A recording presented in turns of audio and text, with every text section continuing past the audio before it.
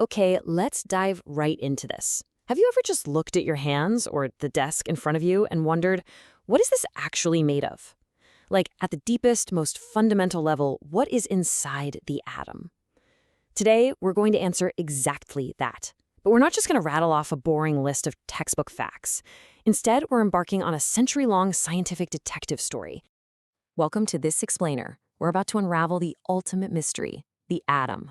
We'll trace how this whole concept evolved over time, kind of stepping into the shoes of the brilliant scientists who basically pieced together the invisible architecture of our entire universe.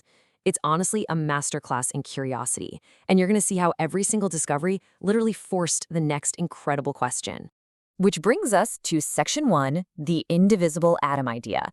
So, way back in 1803, a guy named John Dalton had this super neat, tidy explanation for everything. He thought atoms were these solid, unbreakable little blocks that just couldn't be divided anymore, the ultimate permanent building blocks of reality. Pretty straightforward, right? But, well, science doesn't stand still. Along comes Michael Faraday, doing electrolysis experiments, and bam, he discovers charged particles. So think about this for a second. If Dalton's atom is supposed to be a solid, electrically neutral, indivisible block, how on earth could Faraday be seeing charged particles coming from it? It was a massive contradiction. It meant there had to be something even smaller, something with a charge, hidden deep inside. The so-called indivisible atom? Yeah, it was actually divisible. Moving right along to Section 2, Thomson's watermelon model. To solve this whole charged particle problem, British physicist J.J. Thomson ran some experiments in 1897 and discovered the very first subatomic particle, the negatively charged electron. But here's the catch. Since atoms as a whole are neutral, Thomson realized there had to be some positive stuff in there too, just to balance out the negative electrons. So in 1898, he comes up with what he called the Plum Pudding model. But honestly, a watermelon is a way better way to picture it. Imagine the positive charge is spread all over the atom, just like the sweet red flesh of a sliced watermelon. And those newly discovered negative electrons, they're embedded evenly throughout that soft red mass, exactly like watermelon seeds. It was this beautifully simple theory that perfectly explained how an atom could have negative pieces but still be totally neutral overall. And that leads us directly to Section 3, Rutherford's gold foil surprise.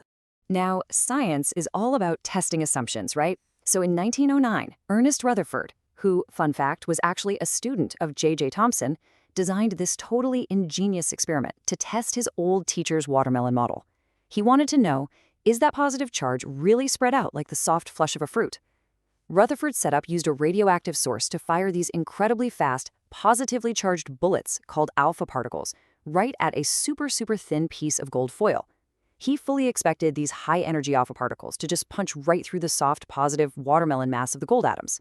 I mean, maybe they'd deflect a tiny bit, but if you throw heavy stones at a picket fence with huge gaps, you expect them to fly right through, don't you?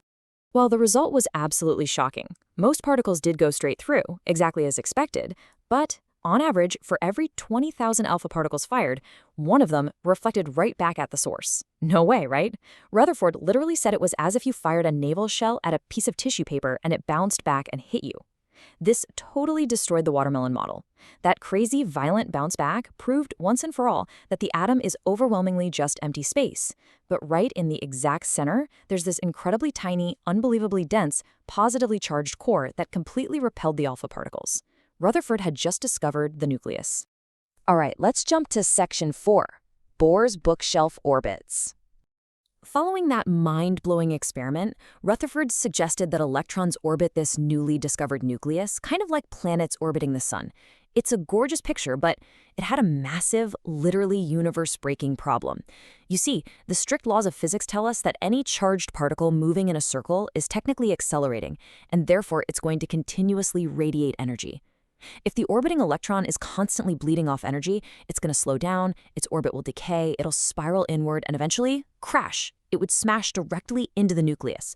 If this planetary model was 100% correct, atoms would be incredibly unstable. They'd collapse in a fraction of a second, meaning matter as we know it literally wouldn't exist. So we've got to ask, why are atoms actually stable? Enter Niels Bohr in 1913. To stop this catastrophic atomic crash, Bohr came up with a total game changer, stationary energy levels. He proposed that electrons revolve around the nucleus in fixed, specific, circular orbits. And here's the magic part. While they're in these specific orbits, they absolutely do not radiate energy. Think of it like books on a bookshelf. A book can sit happily on the top shelf or the bottom shelf, but it can't just float in the empty air between the shelves. In the same way, electrons can only exist in these specific allowed shells, which Bohr labeled K, L, M, and N.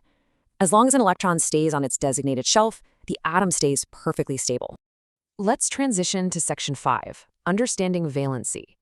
So once scientists figured out that electrons lived on these specific bookshelves, they needed to figure out the rules for how they're arranged. Because the way these electrons are distributed actually dictates how every single element in the entire universe interacts. Bohr, along with a scientist named Bury, laid out some incredibly logical rules for this. It's basically a checklist. Step 1, the absolute maximum number of electrons any shell can hold is calculated by the formula 2n squared, where n is just the shell number. Step 2, you can't just toss electrons in randomly. The inner shells have to be totally filled to their capacity first before you can move out to the next one. And step 3, this is absolutely crucial for chemical reactions, the outermost shell of an atom can only hold a maximum of 8 electrons. We call this an octet.